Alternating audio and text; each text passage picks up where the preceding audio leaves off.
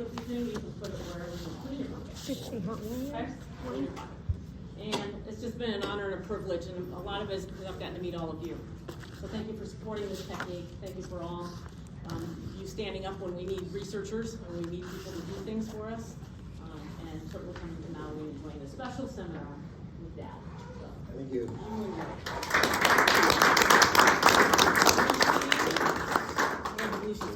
You already I'd like to begin with one comment. Could you imagine a chiropractic university with every one of you on that? Am I hallucinating here?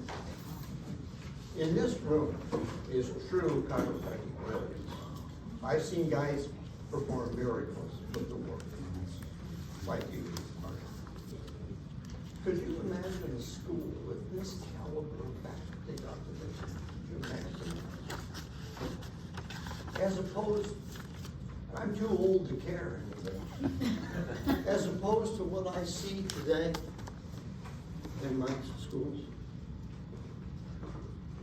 there'd be no comparison between our graduates. But we're doing a good job anyway, because we're getting people out of school who admit that they're not ready. Do you believe that's true? Mm-hmm. Do you believe that a person graduating from a chiropractic school is ill-prepared to take on all the challenges? They're not ready. They're not ready. But that's where we fill in the gap, right? That's where we fill in the gap. And you go tell people that Cox said that, and hell, it's okay with me. What can they think? Say, well, you can't talk anymore. Okay. You know. Good to see you, Dr. Good to see you. I just saw someone that knows you upstairs. Uh-oh. I said, I'm Cox. She said, hell you are. Yeah. So anyway, I want to tell you, I'm lucky to be here. Because 2 weeks ago, this Monday, I coughed up blood. And I went to the ER, and long story short, they did a CT with enhancement, and I have in the 75% in the right pulmonary artery and embolism. Small one. And so they admitted me. They said, you know, 1 out of 3 of you people die right away. I said, well, I like to stay around a while. So I was admitted. They gave me this big bolus of heparin. Now I'm on Eliquis for 3 to 6 months. I think I'm doing good. I attribute that to taking care of myself with chiropractic. My son's been treating me with acupuncture, and I'm balancing sympathetics. I tend to be a little hyper, type A, as you know. So I wanted to share that with you, so that you know the truth, because pretty soon I'll be dead. I mean, the story will be that I died. I already talk, and they say, you're still around, I heard you died. Am I right, Julie? I get that phone call, and I'm like, you really So I'm still here a little bit. You're asking me if he's dead? Jeez. So then I've been hoarse, and I cough. And so I thought I had laryngeal cancer. So while I went, I said, look at my larynx. I said, your larynx is okay. Your right vocal cord doesn't vibrate as fast as the left one. Well, you know, I've been in 450 cities lecturing, and some of them 50 to 100 times, like Chicago. And my poor voice is bad. So they're going to give me lessons on strengthening my right vocal cord. Says it's kind of like having 2 different tires on the back end of your car. It throws your voice out, you know. So that's the truth of where we are, okay? This weekend, Dr. Hazen and I have the pleasure of teaching together. The greatest cervical adjuster I have ever met. He was a resident of mine. I met him in when I lectured in California. I don't remember what the event was. I was so impressed with him. I came home, I said to Judy, I said, I want this guy here. I flew back out to California, talked to him, and he and his beautiful wife, Sherry, they came to Fort Wayne. That's Sherry back then. And he was there with me for several years. He will be doing the treating and some lecturing this weekend. It's people like him, and I know many of you in this room who should be standing here instead of me. And pretty soon you will be. Okay? So what I want to start with is a real update for you on where this profession is. And Julie makes all these beautiful things. I want you to know that if it wasn't for her, you and I wouldn't be here today.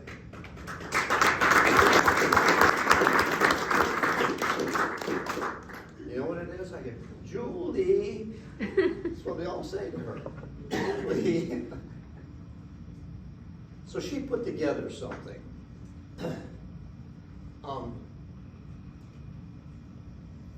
Doctors call her and say, I have a patient who, I mean, thousands of times I've heard that since. So, and you know the funny thing is, she can usually answer. Brilliant with this stuff. So she put together some papers that are in your notes, and I think every chiropractor should read them. And incidentally, in this group today, we have people who've never been with us, who don't have any idea what Cox technique is. And then I got certified geniuses in this room, okay? So all I can tell you is catch up, because we're not going to drag you along, you know? I know one of them, somebody told me, well, I got an old barn stable. Oh, really? I'm from Indiana. We don't let Volkswagens on the Indiana 500-mile track, you know? Come on, time to opt up. Incidentally, we just got a new table this week, a brand new one. One just like that. And we pay full price. I don't get a discount. Did you know that? I don't own the company. I have no ownership. I pay what you pay. That table, that was in my clinic for about 6 years. That table has developed most of what you're gonna see today. And it goes from here to Alaska, where there are 6 chiropractors, all certified in Alaska. And Julie knows more than I do, but that's where it's going. That table is my life, you know, and he's getting it. Who are those guys? Dr. Dennis Young. and Dennis Young. Dr. Paramore, they have a clinic up there. Yeah. They both went through and they're sending their associates this year. I said, I was trying to find an Australian, this table's halfway across the world. I said, I couldn't find a way right there. I said, well, why not? How about go to Alaska? So he said, yes. So it's gonna go from Maui to Alaska instead of Maui to Australia. At the beginning, nobody wants it. At the end, they all want it, you know. I think I'll sign it too. And send it out. Yeah. Because that table has been the development of what we're talking about today. That's sat in my office for years. So Julie put these things together. What makes you and I special? You're special, you know. You're very special. Because even though you're willing to come to Hawaii to study, you're willing to go anywhere to study, and you paid well for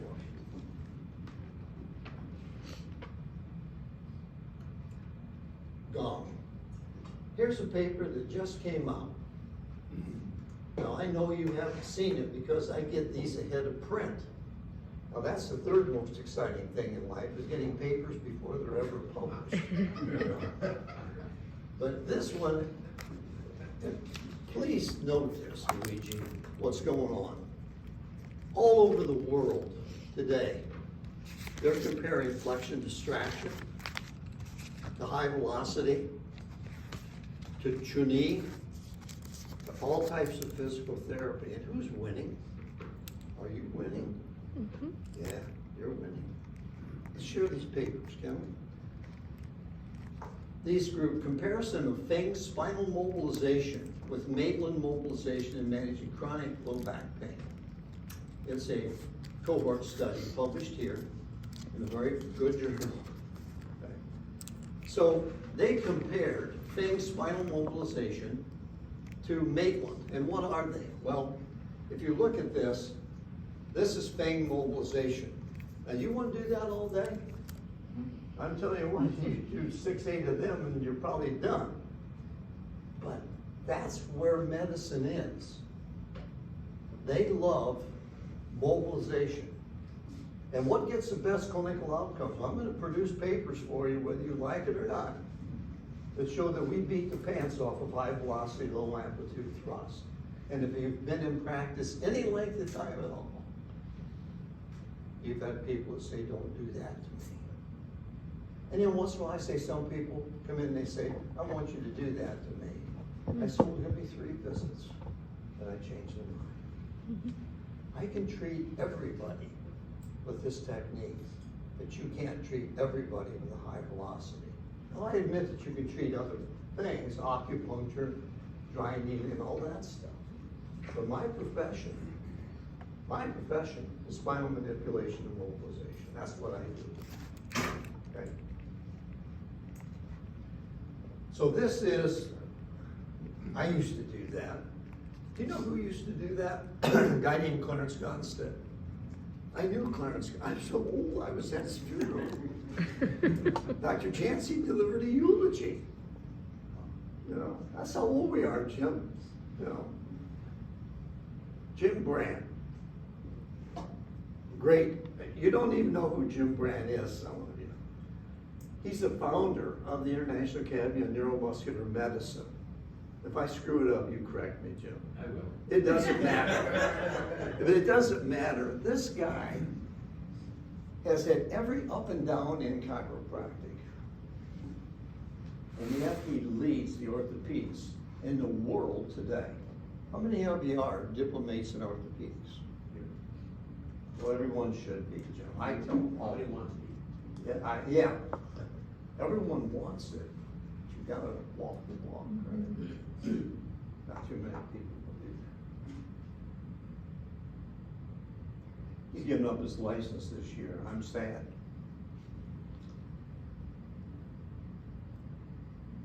I always tell them when they carry me out of the house, my wife will say, can you give me one more adjustment? No. Great people in this room, I'm aware. So that's Feng mobilization, and this is Maitland mobilization. Patient lies prone, therapist applies a large amplitude of oscillatory PA forces to the end range of each involved segment. Each cycle lasts about 60 seconds for 3. In other words, they're comparing what? High versus low mobilization. What was the outcome? Well, Feng mobilization beat the crap out of PA thrust. There's the paper, just came out. It's fresh off of the publications. Ask yourself this question. In a day of practice, if you can place a triple joint complex under distractive force to increase the area of the IVF by 28%, drop the intradiscal pressures well over 150 millimeters of mercury, increase the disc space by 2 millimeters, and then place faucets through physiological range of motion. Is that superior to taking an arthrotic faucet with end plate hypertrophy, spinal stenosis, and increasing the stenosis? Does that make sense to you? It doesn't to me. Doesn't make good sense to me. And that's what the whole world's showing you. They're showing you that you were right in what you're doing. And we don't have all the answers. Nobody does. But we have a substantive number of answers.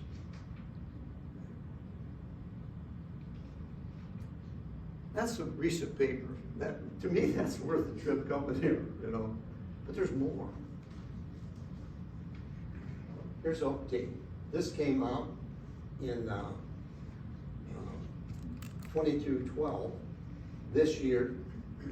And this is a paper that says conservative treatment modalities should not be underestimated in treating such patients in the absence of definitive surgical indications.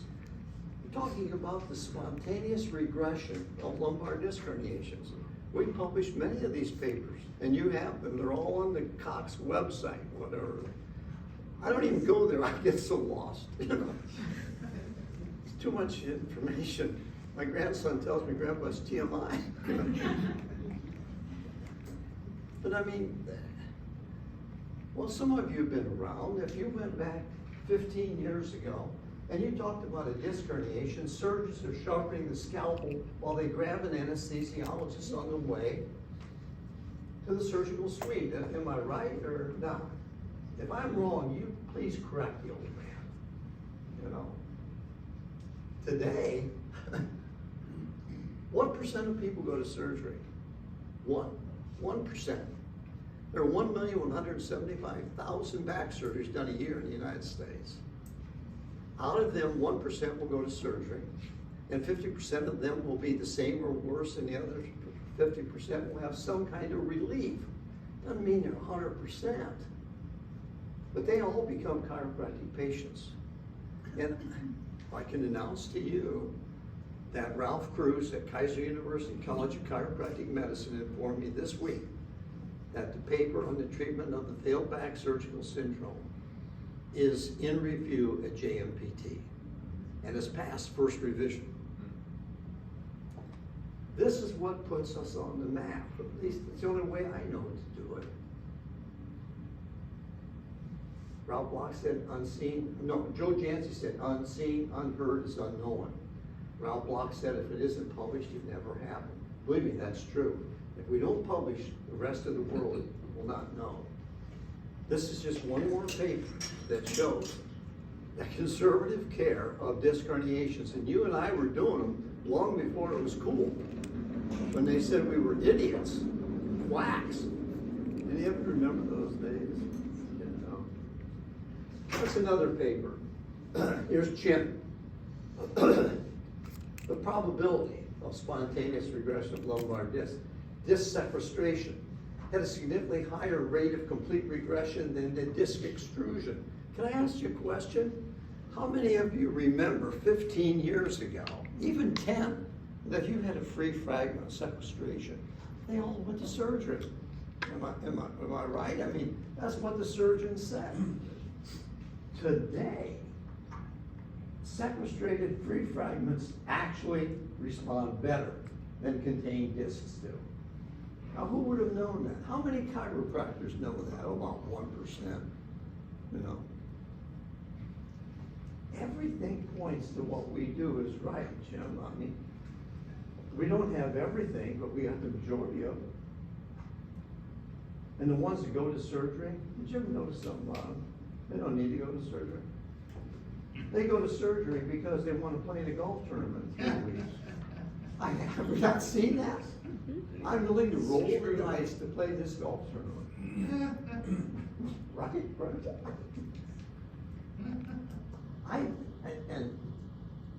And of course I'm too old to care. I've even treated Claudia Covena syndrome, where they signed the document saying Cox told me to go to surgery. I refuse. I want him to treat me. And you know what? They got well. Now I know that's living on the fringe, and there's no need to go there. But it's kind of exciting. You know.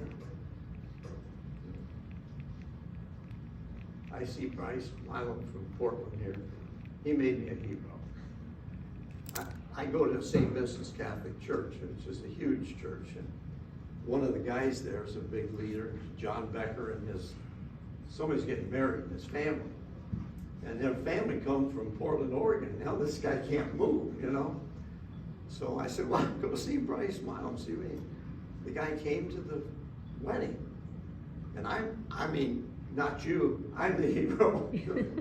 Jim Cox treated him, you know? Well, I'll take that. It's better than a poke in the eye, man. So thanks for that, Bryce. And that's happened so many times with you two. You know, I mean, we do need a school with this faculty. I'm not impressed with some of the faculty. Huh? Well, you're a young student, what do you think? I mean, it's horrible, you'll learn more. I've had students tell me that they learn more in a weekend here than they learned in 4 years. I mean, I have teachers who say, Dr. Cox is wrong, you can't treat myelopathy, you can't treat half these conditions, they're all surgical consults immediately. And they're like, SCU, it's all about end range loading, that's what they teach, and that's how they treat patients, and Leader tables, that's what they do in the clinic. And they refuse to get Cox tables. And actually, the opposite is true. I tried to give him one, he wouldn't take it. The surgeons are telling you, go conservative. And the school practice is saying, go to the surgery. I don't understand this. And yet, there's tremendous change taking place. I was in the program at University of Pittsburgh. The primary spine practitioner did yet to take that class with Michael Schneider. Did you go? Well, I didn't get to go because it was during COVID, so we had the video conferences, but. I was there. Okay. Half of the class are PTs, half of them are chiropractors. And they're all studying together. You know the biggest pushers of Cox technique? Physical therapists. They're writing about this. If you're in a medical group, you're gonna see that. They love this, you know. The chiropractors say, go to surgery, you know. I mean, well, at least it makes you think, right? What a waste of talent in this profession. In my opinion, I don't, so I can say, no, everything is fine. Well, no, it isn't. It can be better, and it will be. Because of papers like it, disc-free fragments actually respond better. Why? Well, it's all because macrophages can get to the fragmentation. They can dissolve interleukin 1B, interleukin 6, tumor necrosis factor alpha. You can't get to that with angioneogenesis within the disc in a contained disc, right? It just doesn't happen. So we used to say that people with all leg pain and no back pain were the most difficult? No, not anymore. Free fragments can be the best to treat. And what percent of relief is considered worthy of having undergone care? 30%. I want you to know that, and I've got all kinds of references. That's called minimum clinical improvement determination. 30%. If a surgeon can give you 30% relief, he's happy to collect the bill. Of course, he probably is either way. Didn't you say they dropped it to 20%? I did say that. I was on a 41-member Delphi study in Canada, headed by Dr. Brasseres. You know that name? Him from Canada. He's at Three Rivers, right, Julie? Robert Bear. And we've taught our work there. He's very receptive to this. I find the smarter you are, the more receptive you are. The dumber you are, well, you can't do that. Oh, no room for that. Here's Bonke. This paper came out in 2014 by this group, spontaneous regression of sequestered lumbar disc. The most likely mechanism for regression is the macrophage. Remember, there are two types of macrophages: M1, which are pro-inflammatory, MAC2, which are anti-inflammatory. So you and I, when we treat, our goal is to increase interleukin 10, which is an anti-inflammatory cytokine, as we decreased interleukin 1B, tumor necrosis factor alpha, which is a big enemy, and interleukin 6.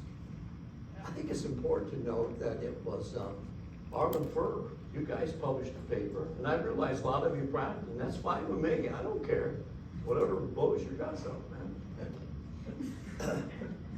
And so when they did their study, they found they could decrease interleukin-6 with their work. That was Sung, S-U-N-G. You know Sung? No, not Megan, but I know. Okay. I can't read these papers, you guys. So when I was in the hospital there with this, they said, do you sit much? And I said, yeah. And they did Dopplers on my legs that they were normal. Mine's from COVID.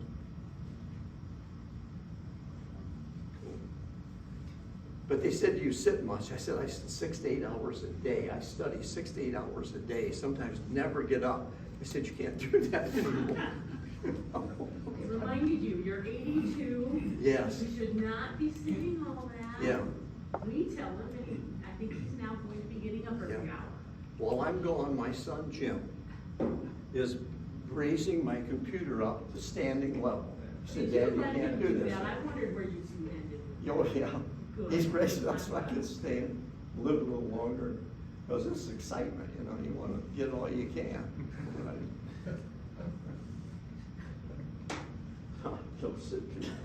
But when I think of that paper, the reason that fragments dissolve better, people with sequestrations manage conservatively. This is a powerful paper because your professors need to read these papers. They must not read this stuff. Why would they tell a young student stupidity? Non-referenced. They're not referenced. I mean, here it is. Read the papers. Patient was dissected, may be managed conservatively in the absence of intractable pain, inability to walk, called equine signs. And that's very few people. It's less than 1/10 of 1%. I can handle the other 99.9%. Okay? What do you think? I'd make this caveat. Have you ever noticed this? When we get a new patient, and you don't have to agree with me, I know you've got great attitudes and great things you say, and share them with us. But when I get a new patient, I say to them, because I've been stung so many times, I say, you know, what are you looking for from me to treat you with this severe sciatica or this arm pain, you know? Are you willing to work? Or are you looking for an immediate relief? And if they say they want an immediate relief, I say to them, the surgery is your only way. I know you may not agree with this, Luigi. Because you're gonna have to roll the dice that they can do some surgery to you.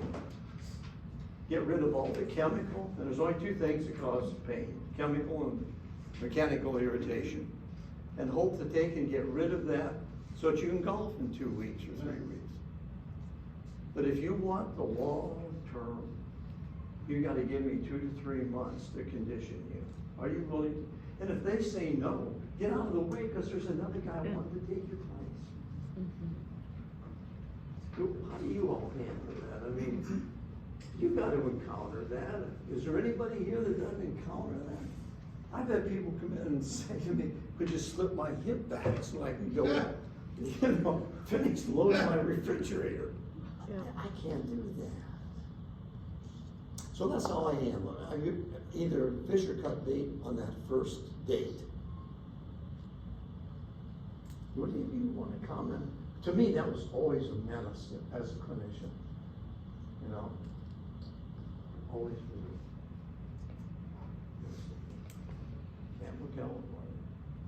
Actually, I have a really good story about something like that. I had a Would you? patient that came in, he's a high-tech CEO, and, you know, they're the types that wanted it yesterday.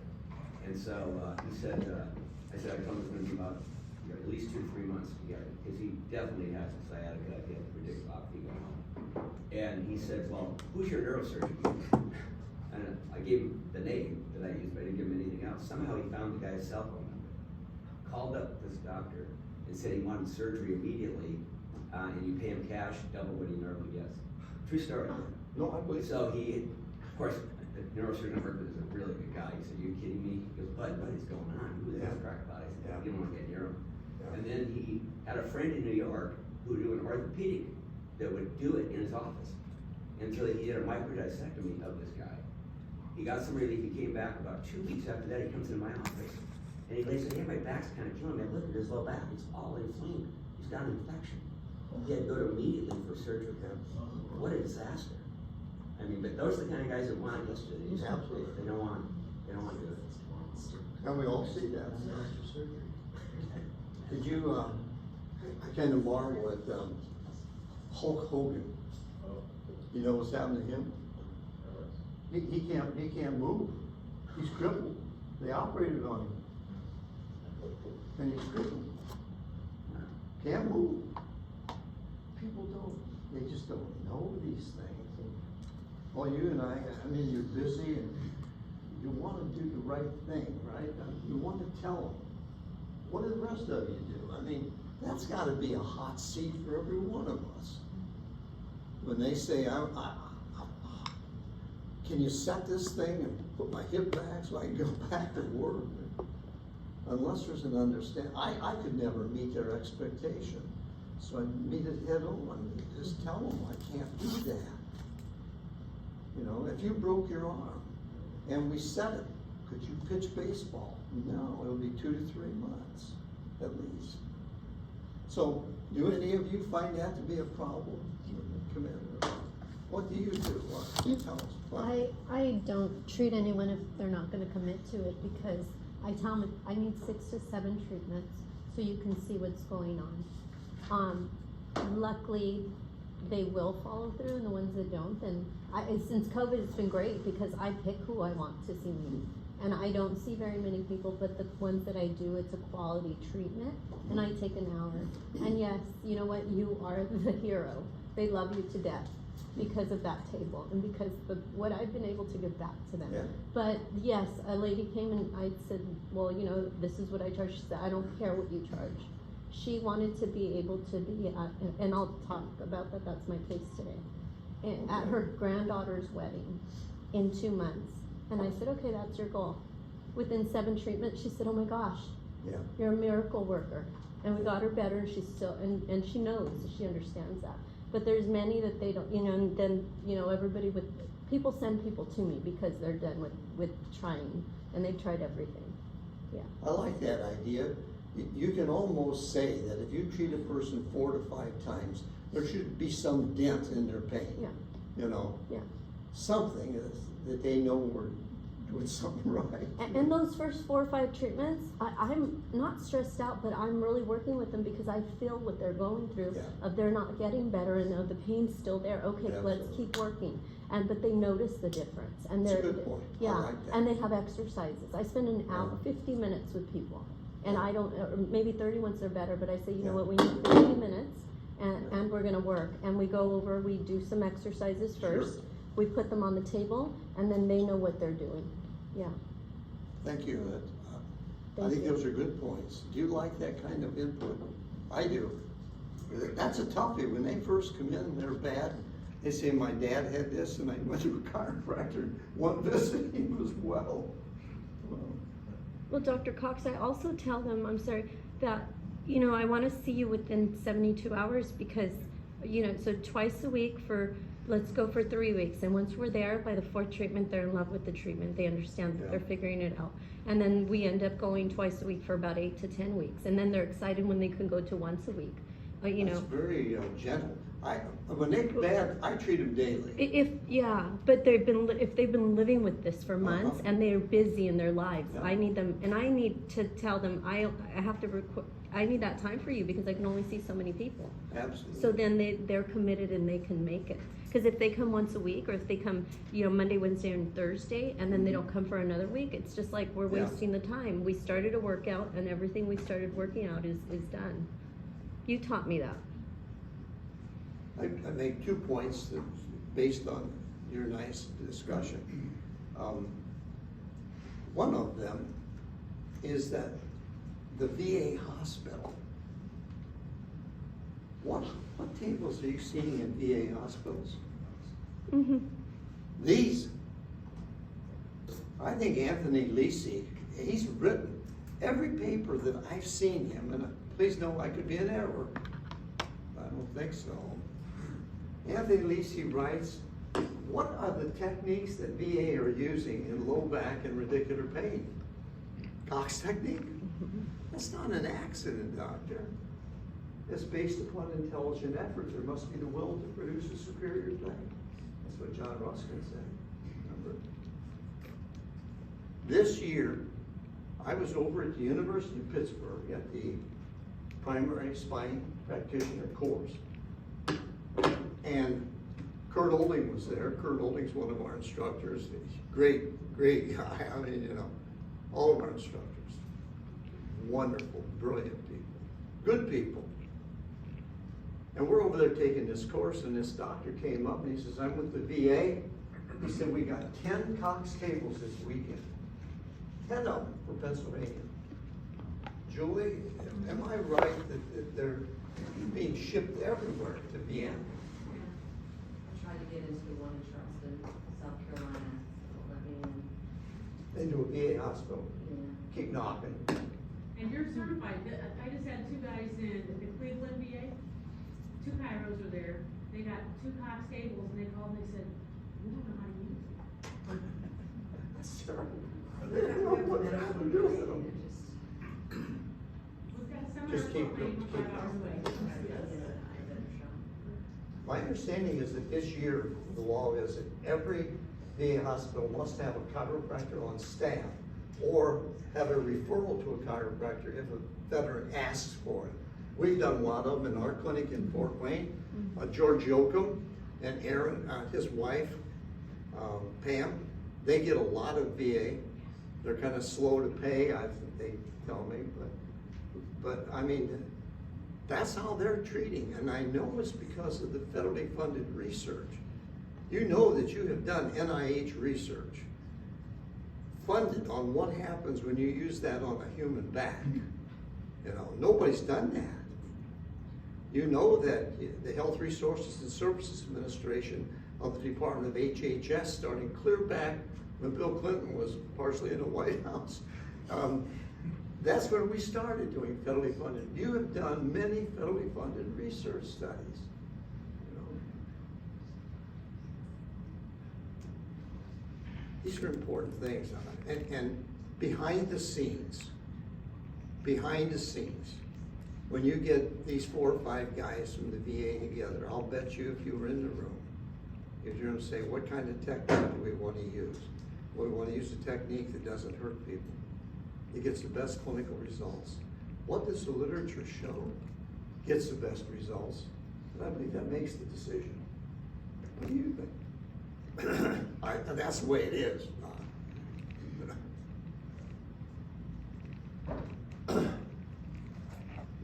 Here's one. Collectively emerging underlying evidence questions the benefit of traditional surgery. Did you see this paper? And did it not pick you up and levitate you? Look at it. God. Emerging underlying evidence questions the benefit of traditional surgery for lumbar disc herniation. This paper is published here, 2022. It just came out in this journal, Frontiers in Surgery. Did any of you see that paper?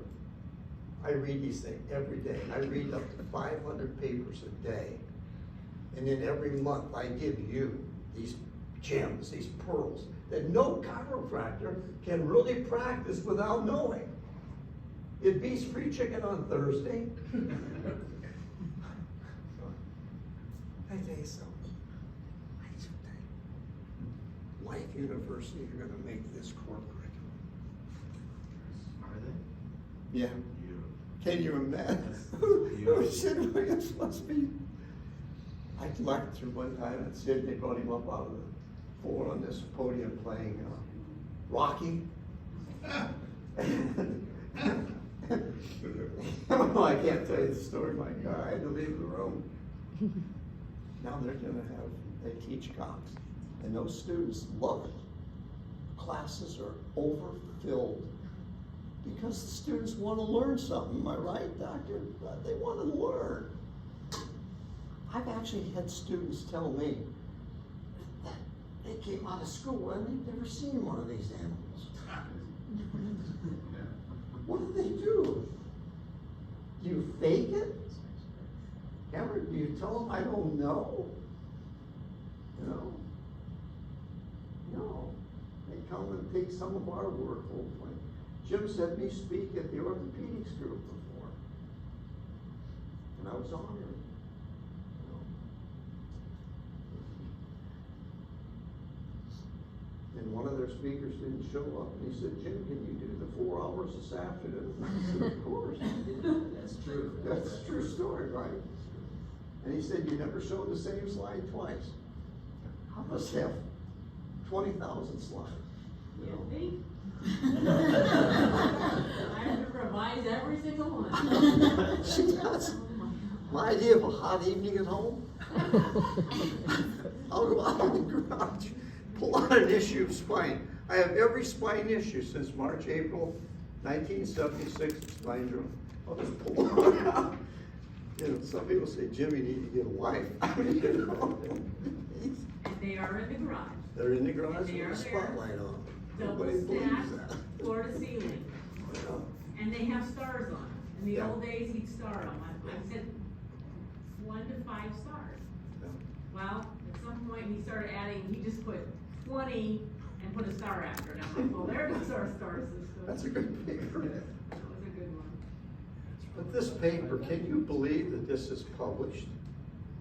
It's telling people to come to us. Caveat emptor. And the chiropractor ignores me. I find we ignore back pain.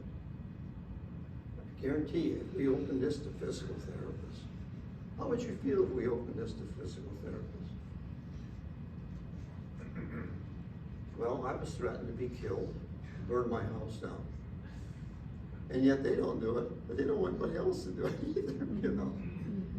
When I'm dead, we'll see what happens. It's gonna be very interesting to follow. Okay, what about DOs? Yeah, how Had a about couple call me osteopaths? Past month. Really? Oh, yeah. DOs wanna come to this really bad. The ones who are doing manipulation, a lot of them are not. They're general medicine, but I've had in the past month probably 2 or 3 calls. Yeah. Not all of them do manipulation. You know that half of this technique is osteopathy? Historically, my stepfather was a DO. My chief of staff at National was Floyd Blackmore, DC DO. I noticed that every time we got a really bad case in, he'd take them to this weird looking table and he'd start to distract them.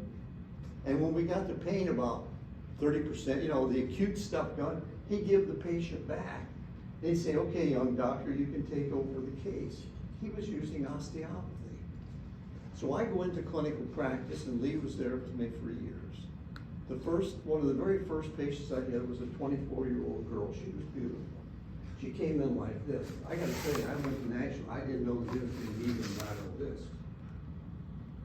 I didn't know the difference between leg pain and no back pain at all. So I did what I was taught. I put her on her side and I gave her a lumbar roll. She screamed in pain. I started to sweat. They took her to St. Joe Hospital, 6 blocks down the street, and she had back surgery. I said to my stepfather, I said, I'm leaving the profession. I can't do this. I went to school, I was valedictorian, which meant 0. Einstein's right, the knowledge acquired period begins upon graduation. And he said, son, you may well be in the way of learning. One of the greatest days of my life. He gave me a book by Edith Ashmore, a DO, female DO.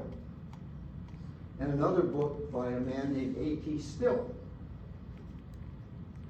I had the pleasure last June of speaking at the A.T. Still Conference on Manual Medicine of the World at the University of Arizona Medical School, representing you in this profession.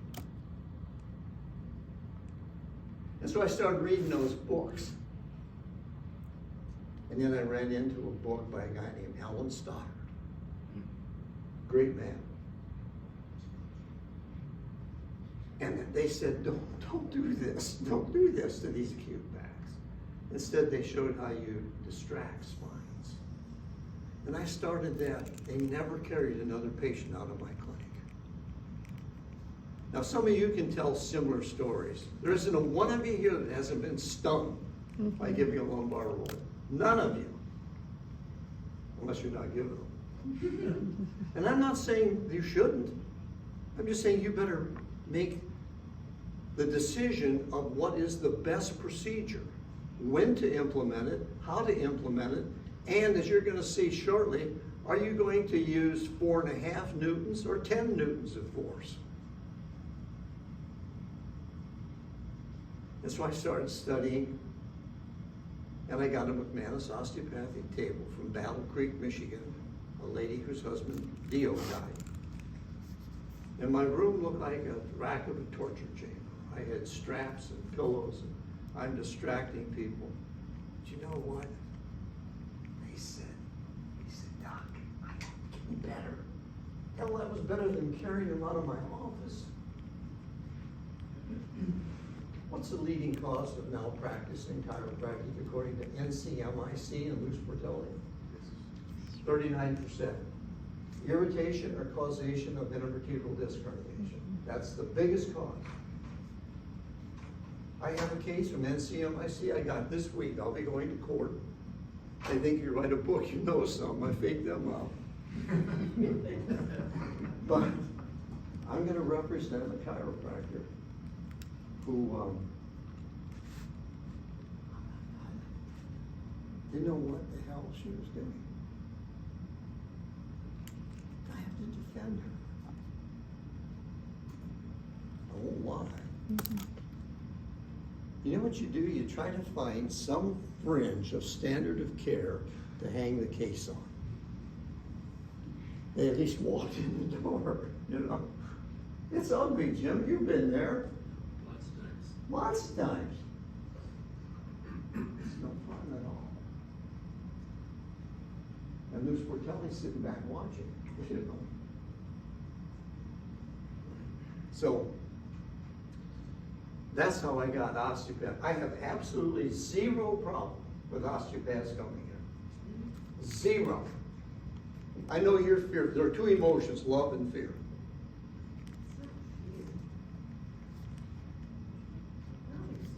Tell me, no, I want to hear your explanation. I don't think it's fair. I live in a very medically oriented town, and they really we just don't have the best reputation. I have plenty of physicians, medical doctors that refer to patients, but I've been there for a while. So but there was a group, you hear the same thing, my patients will flat out say, oh, so-and-so didn't want me to come, or they said, well, if I do go, at least I'm coming here. But it's just it's our name in general. I'm not just saying Cox doctors, it's just chiropractors in general. So I think it's more of a, you stay in your lane, I'll stay in mine. I wouldn't say it's fear, it's not fear, it's more, just pissed, honestly. It's anger. I'd say it's more anger. Like maybe if I got more respect from the community, it's not fear, because I think we can all work together. I have plenty of physicians I work with, and we get great results. And amazing, even some physical therapists. I also find that a lot of my patients don't do the exercises unless I actually send them to some PTs. And I have a handful of PTs that know what I do, and we work together. I know it's a novel idea, but. Well, I totally agree with what you said. We need to work together. But I'm telling you that half of the work that I'm teaching you is osteopathy. I know. You talked about it before, and I appreciate that, and I love that, and that just proves that it can. But maybe I'm just been practicing in the same place for 25 years. I just feel like, cut me a break, man. Do you collect any articles from the Journal of Osteopathic Medicine? If You not, send them to me. I get you some. No, it's whatever you send. I've done that, and I've gone to different doctors that I've even called, and I was like, I know you did not tell the patient that I just sent you to not come see me. And then I'm like, look at this, and I just print out stuff that you sent. like, oh, well, you know, I don't think you understand. I was like, right, I don't understand. Thanks for asking. Yeah, I think some of these battles get one at a time. We have medical and osteopathic physicians entering our typically courses. And our goal is parity. We're no better than you are, but you're no better than us. That's our goal with these people. And I've talked to an osteopathic physician on the faculty in Michigan, I remember in school, Michigan, and was stunned at our education. They had no idea. One thing, they learned what we have right here. If there's osteopaths sitting in this room, or medical physicians, you blow them away. They have no concept That's of very what true. we're doing. You're right. And so what we're trying to do in our group is to try to reach out, let these people know, hey, you idiots, you're the idiots, not us. Yeah. And it's working, we're getting somewhere. So, Dr. Cox. That's true. I've spoken in hospitals to surgeons, and I mean huge audiences of medical doctors. And what Jim says is true. They come up and they say, Doctor, I've never heard of these things. You know, I've never heard of this. But in the end, you're going to have all disciplines in doing spinal manipulation. I'll show you one on the MDs. There's a new protocol for teaching MDs to manipulate. Now, do I agree with that? No. But I can't stop it, you know. I can only stay in the fight to make my profession the most competent to practice this art and skill. No. So Dr. Cox, I agree with the chiropractic profession, the manipulation, distraction, that should be to our license. But in the sense of in the sense of, depending on the osteopath, their desire to learn this technique to treat the person, we should be thinking about who we're treating in the best possible way to get this information, and hopefully they'll be able to use it in the way to treat the patient. So that's crossing that line because we're losing the battle. I have many friends that are medical doctors, and when they come see me and I do an exam, they all tell me the same thing. I don't remember when the last time was that I even touched anyone. They don't really want No, to they don't touch want people. to. But in the sense of an osteopath, if they want to, they're already manipulating, they get this information, they're able to treat the patient better. And I'm gonna go back to these because I think I've got some references that will answer that. This way, this is good, but let me share with you what the literature is showing. Now, and preface that with this story. I have a granddaughter who graduates from the Heritage College of Osteopathic Medicine May 13th, and I will cloak her as a physician at her graduation. And she's going to be a psychiatrist. Now, some of you say, why isn't she going to be a chiropractor? And the answer is she doesn't have the ovaries for it. If it was a man, you say he doesn't have the balls for it. To be a chiropractor takes a special person to know you're right and to stand up for it. She didn't have that.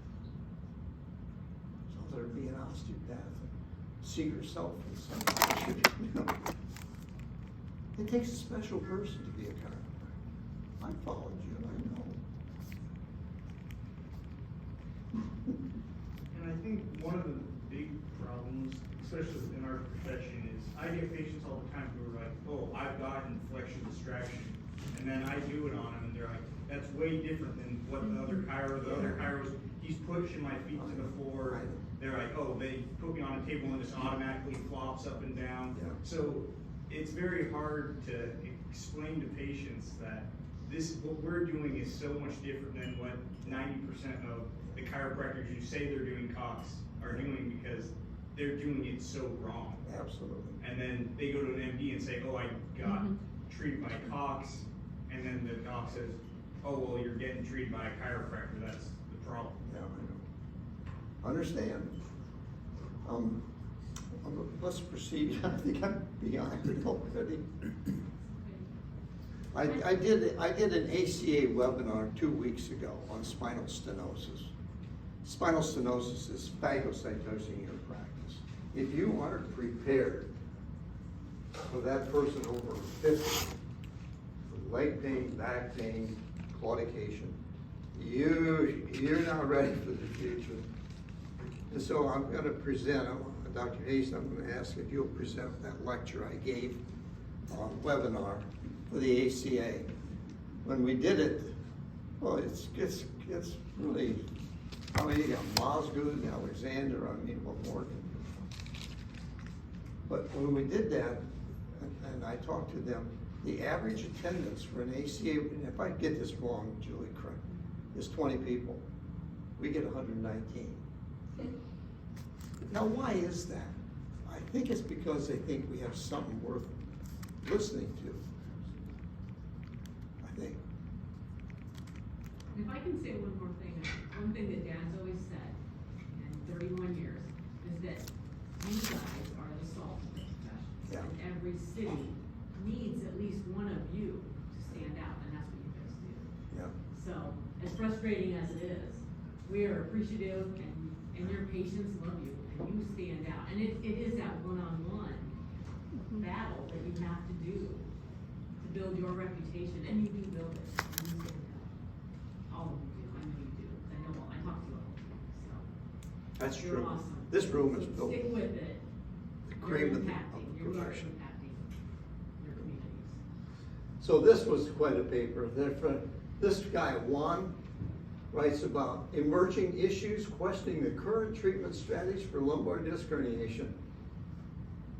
Came out in the last year. Therefore, the long-term effects of surgery should be closely observed. Surgical decisions should be made prudently for each patient. Do you not think that a lot of the failures, the failed back surgical syndromes, or the post-surgical continued pain are because the surgeon and the patient do not have a common understanding of clinical expectations? And so when they come out and they have 50% relief, they don't feel relief about the 50% they got. They're unhappy about the 50% they didn't get. What do you think of these papers? Here's you writing here in Arthritis. This is a great journal. If you want to take one of the top 3, this just came out. Macrophage regulation is of cytokines. These cytokines are, some people think, especially in a sequestered extruded disc, are the biggest cause of neuropathy. 37% of people that you and I see statistically have neuropathy. They have burning, numbness, and tingling in the lower extremity or upper. And it is the cytokines. What produces cytokines? Well, it's a strange thing in we humans. When we get inflammation, the macrophages flood in to carry out a process called phagocytosis. But in doing that, they produce pro-inflammatory cytokines that add to the inflammatory exudate that causes radicular component. And when you get that, what's one of the very first things they do? They cause the vessels to constrict, creating ischemia to the nerve. When you have an ischemic nerve, it feels numb. At 20 millimeters, if you put 60 millimeters on it, you interfere with the axonal flow and you develop weak muscles, diminished reflexes, and numbness turns to pain. So when a person turns from muscle weakness to some strength returning, that's a great sign. When burning pain turns to numbness, that's a great sign of relief, because it shows us that the compression on the nerve is what? Diminishing. Here's you. Neovascularization is the term that you and I create. When we manipulate, we create the macrophage influx inside the disc in a contained or outside in a sequestered disc to carry away these biodegradation products and these inflammatory cytokines that cause neuropathic pain. So vascular ingrowth is recognized as an essential feature of spontaneous lumbar disc herniation. And what is one of the big things that creates that influx? Well, we will talk about the work of Beati et al. And Wong and Wang, that if you give a patient a manipulation that causes relief of pain, there must be an increase in flow from the cancellous vertebral bone through the end plate into the nucleus. there must be an increase in circulation that brings in nutrients and carries away the biodegradation products of nuclear disc degeneration. It looks like this. I thought this was a pretty neat picture from you here out of Arthritis Research. This is a great journal. I learned a lot from that. This came out in August, but here's a disc herniation. We see them all day long, right? And here's neovascularization. And so here, these are the herniated disc cells. These are macrophages. This is where war takes place, if you will. That the macrophages neutralize these inflammatory cytokines and lower the tumor necrosis factor alpha. But this is what happens when you and I manipulate. It's a mechanism of resorption of lumbar disc herniations. If you will look and follow your patients, you'll see that people with sequestered discs, fragments shrink. I mean, sometimes they shrink 100%. But you won't see that kind of shrinkage with contained discs because the macrophage cannot get to them for neovascularization, okay? So, I mean, you know, isn't it painful to have to change what you thought was true and turns out to not be true? That actually free fragments do better than contained discs? Craziness, yeah. Some people call that cocksure ignorance. So then here's Yang. The proposed hypothesis is, and of course you know this, but unless it's published, it never happened. But the proposal of what we do on regression of disc are we dehydrate. When we stimulate circulation, we carry away fluid, like biodegradation. We dehydrate the disc. We retract the disc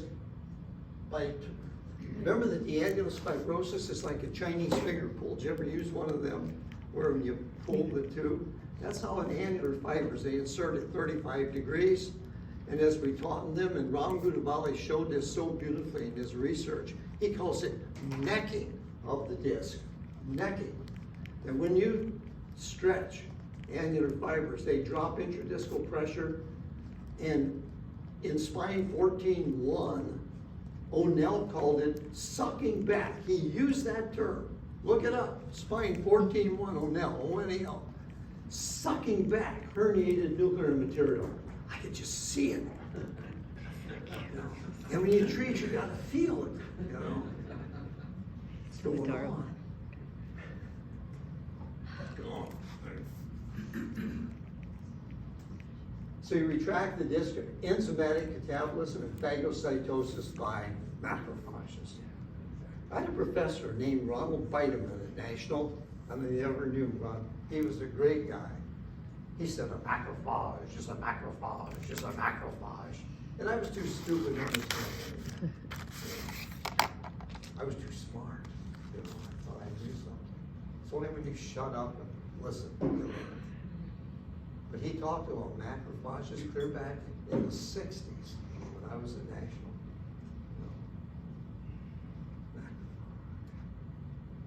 Those are the changes. This is a beautiful paper. It shows what happens when a lumbar disc herniation shrinks. Here's O'Reef conclusion. See what you think of this. They conclude that sequestered disc hernia has the potential for regression, which can be clearly demonstrated on MRI because of having higher water content, therefore may regress through both dehydration and anti-inflammation. We suggest conservative treatment. Now, look at these papers, doctor. I mean, not to use these out of World Neurosurgery, one of the great journals in the world. I make my patients listen to this. Sometimes they say, Doc, I'm sold, you don't need to do it anymore. But look at this. I mean, when I read them things like this, it excites me. I'll get back to it here. You got excited there. Keep going backward. That's where you were. Here we are. Well, that's not There you are. We'll read. Look at this, Doc. dehydration, anti-inflammatory change. We suggest conservative treatment in the initial course of 3 fragments of discs for at least 2 months. Now, Doc, you'd agree with me. You give me 2 months, if I'm not cutting it, something else should be done. If I'm not getting it in 2 weeks, that they say I can see something better, I don't feel like I'm on the right road. I really feel confident in treating these two.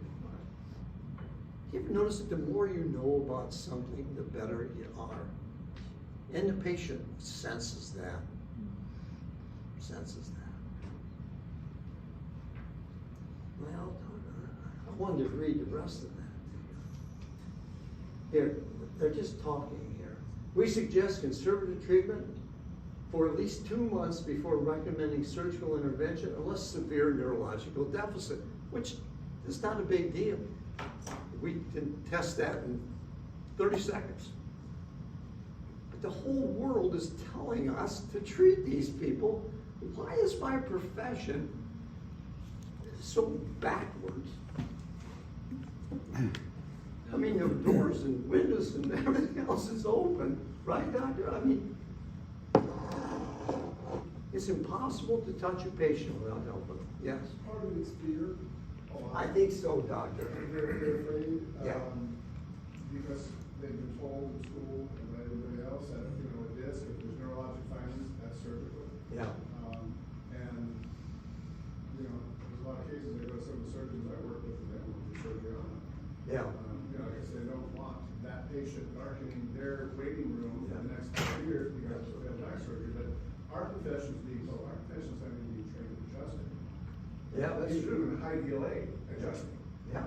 You know, I've been doing a lot of review work, and what I've seen is there's a lot of mechanical adjusting instruments.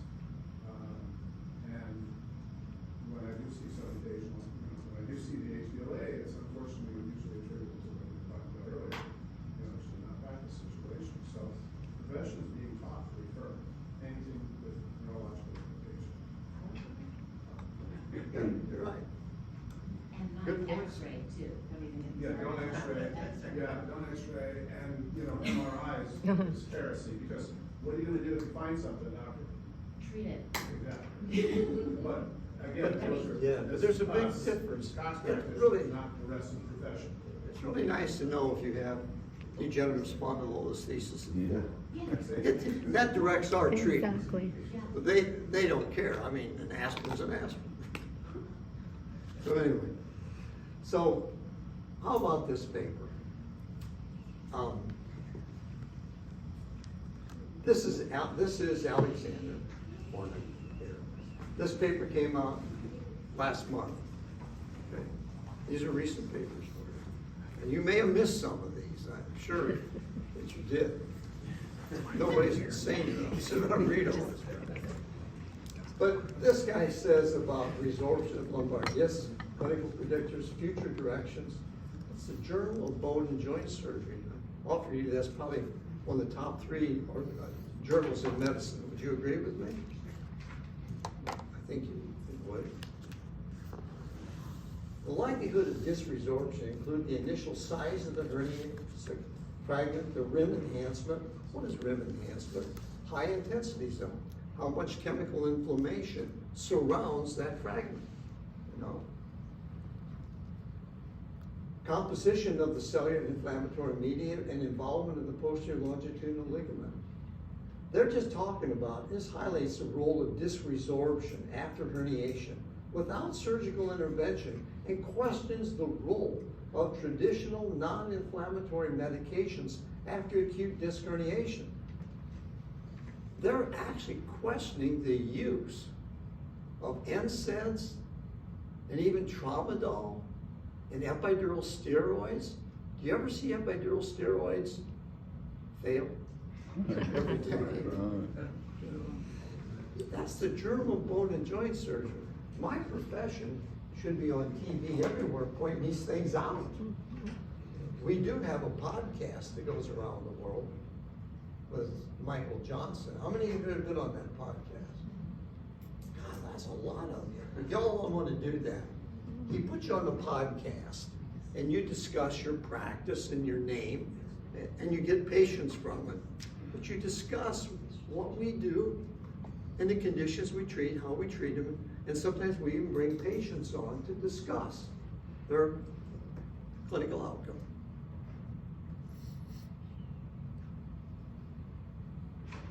We are there. That's where we are. And the people in this room, it's up to us to move it from here.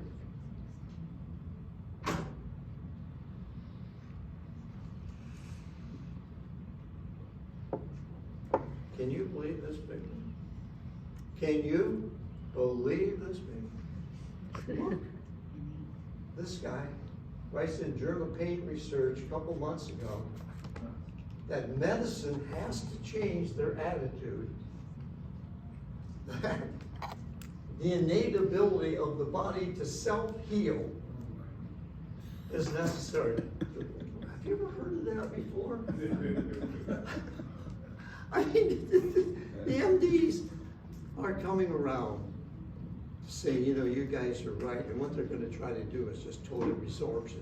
Why did they develop PT? To fulfill what we do. That's their goal. Doc, you just got to know that that's the whole purpose of having the International Federation on Manual Manipulating Physical Therapy. That's what they're doing. I spoke at the University of Arizona last June, and Ram Goudavali was there presenting our new ultrasound studies, which are going to be published shortly as well. And Ralph Cruz presented the paper on failed back surgical syndrome that we presented in Singapore last June. And see, these are the things that show us being effective in leading the science of spinal manipulation. Without them, we don't have a shot. We're done. That's my usually. No, Jim, you don't need to do any of that. People are going to fill our offices. No, they're going to go where the insurance pays. They're going to go where Don Lemon says. Oh, we won't go there. I'm not ignorant of all that crap either. But the innate ability of the body to self-heal. That's a chiropractic premise, you know. This paper. I wanted to review this with you, if you don't mind. I don't want to bore you. But I want you to know about the pudendal plexus and the importance of the parasympathetic. You know that now they're talking about the sacral nerve as being sympathetic nerve as opposed to parasympathetic. Let's see what they say. So here, I just wanted to share with you that when we look at this, we start clear up here. This is a pudendal nerve.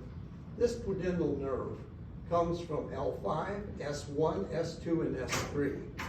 Now this pudendal plexus will come down and innervate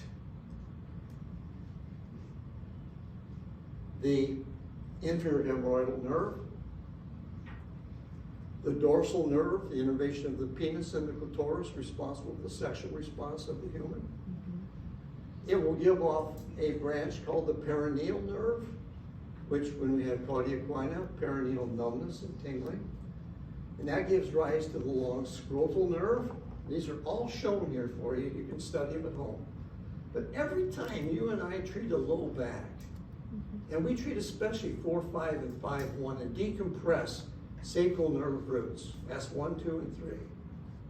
You've all treated people with vulvodynia, testicular pain. I hate to go this far, even infertility. But the great Leonard Herman, the Karolinska Institute, wrote in his book that he has seen decompression of the sacral nerve roots allow women to become pregnant. I don't discount anything anymore. I have an acupuncturist who does works in a fertility clinic, and when somebody has had multiple treatments and it hasn't really gone their way, she sends them to me, and it turns out to be quite successful. Oh, absolutely. You know the PTs have PhDs now who only treat pelvic disease, especially in women, prolapses and things like that. You and I do that with spinal manipulation. But I think it's just important to know, and I'd like to bring you to this point here, right here. That's right here. That is the retrotrochanteric bursa.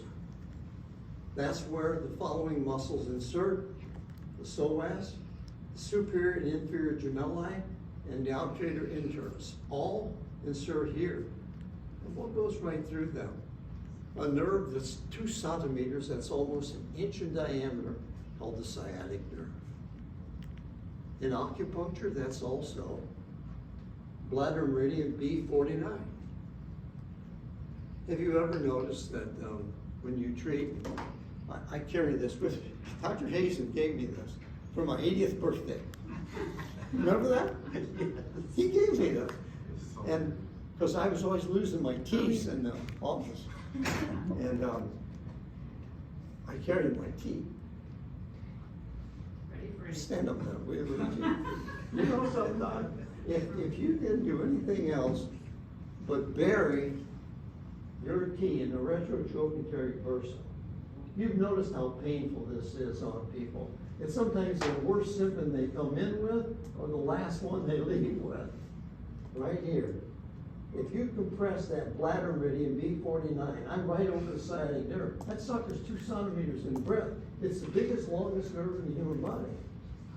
You know? And if we go to that, they'll tell you, Doc, it hurts good. You know? Hurts good. And then when I decompress those nerves, I've really done something for that patient. If you do anything with this, do you ever notice how people say it hurts good, Doc? I'm right. Why? Because I'm stimulating mechanoreceptors 1, 2, and 3, touch, pressure, and temperature. I'm not pushing hard enough to stimulate nociceptor type 4, but I can drown out pain by doing that because they overpower the nociceptors. So to me, this belongs in the ceiling of the bedroom. Big gluteus maximus. Sciatic nerve right through there. Now, I study in Cincinnati with Stephen Pomerantz. Any of you familiar with Steve Pomerantz? I mean, the guy stands up and talks, and he gives these, I mean, where does he get all this stuff? He's a brilliant man, and he has Brian Hostler as a chiropractic radiologist there. I go over there and study and try to keep up with him, you know. He says in his book, if you look at his MRI text, doctor, he says this.